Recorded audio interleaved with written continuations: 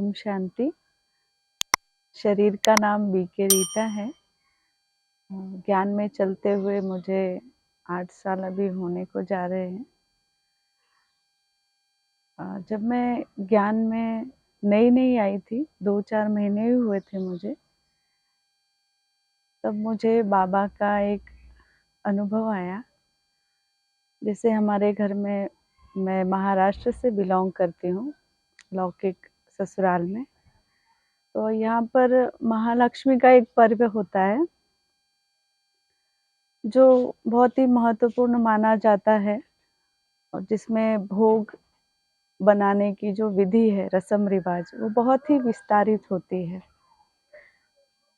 क्योंकि मैं लौकिक मायके से, महाराष्ट्र से बिलोंग नहीं करती हूँ, तो इसीलिए ज़्यादा मुझे ये पता भी नहीं था। और क्योंकि भोजन बनाने में मेरी पहले से रुचि कम रही है, बेसिक तो मुझे आता था, जैसे तैसे बना लेती थी, परंतु जब ये भोग आदि लगाने की बात आती थी या बड़ा त्योहार का व्यंजन जब बनाना होता था, तो उसमें मैं पीछे रहती थी और लौकिक जो घर वाले थे वही करते थे।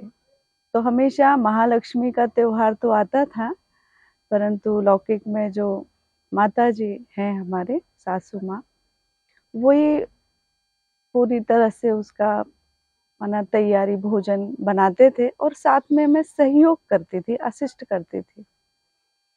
लेकिन कुछ साल पहले हमारे लौकिक में ससुर जी ने शरीर छोड़ा, जिसके कारण माता जी को वो भोजन बनाना अलाउड नहीं था। और माता जी की बहुत इच्छा थी कि ये 1 साल तो भी हमें महालक्ष्मी करना है, मनाना ही है, बाद में हम भले नहीं करेंगे। तो सारी तैयारियां हुई, लेकिन यही बात थी कि भोजन कौन बनाएगा।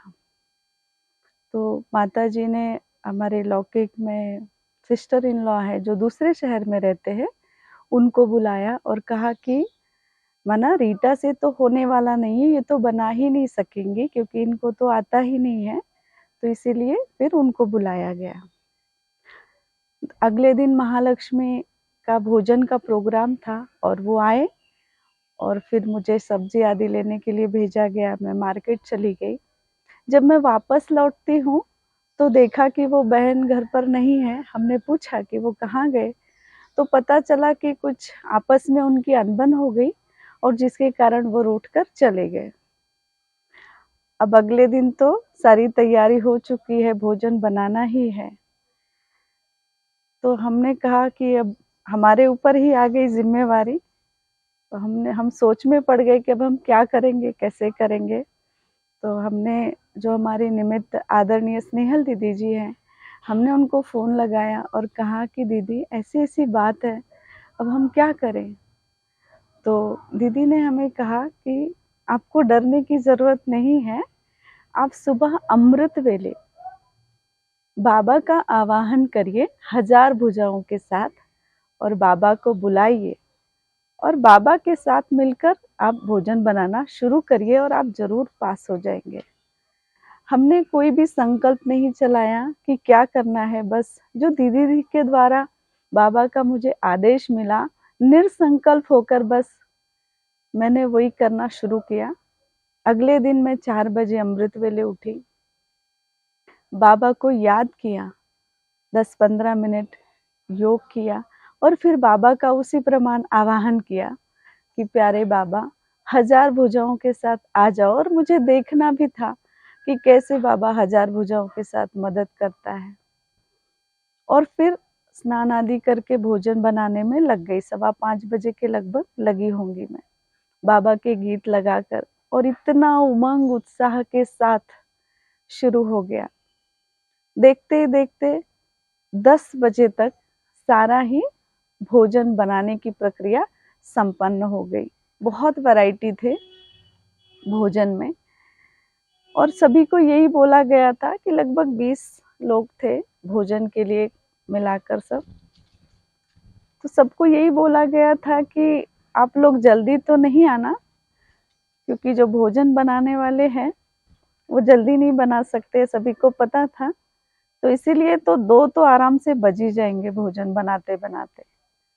लेकिन 10 बजे पूरा भोजन बन गया, और विशेष किसी का बिना सहयोग के। और जब हमने माताजी को बताया कि भोजन बन गया है, तो उनको यकीन ही नहीं आ रहा था। वो कह रहे थे नहीं नहीं, ऐसा हो ही नहीं सकता, जरूर आपने कुछ ना कुछ स्किप कर दिया है या मिस कर दिया होगा बनाना। तो मुझे पूछ रहे थे अच्छा ये बना, हम कहते थे हाँ जी बन गया। फिर वो पूछते थे अच्छा ये बना। तो ऐसे उन्होंने सब कुछ पूछा कि ये चीजें बनी है। हमने कहा जी माता जी सब बन गया है, कुछ भी नहीं बचा है अभी बनाने को।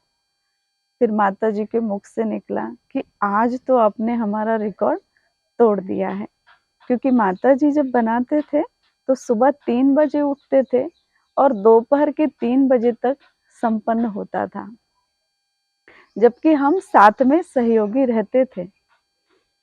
लेकिन इस बार बाबा ने 10 बजे ही भोजन बनाना संपन्न कर दिया। फिर सभी को फोन करने लगे कि आप लोग जल्दी आ जाओ, भोजन बन गया है। सभी को बहुत वंडर लग रहा था कि कैसे पॉसिबल हुआ, ये कैसे हो सकता है, सच में क्या।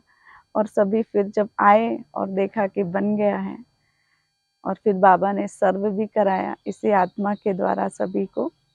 और 1 से 1:30 बजे तक सब कुछ सारी प्रक्रिया समाप्त होकर हम माना घर वाले फिर चर्चा कर रहे थे कि कैसे हुआ।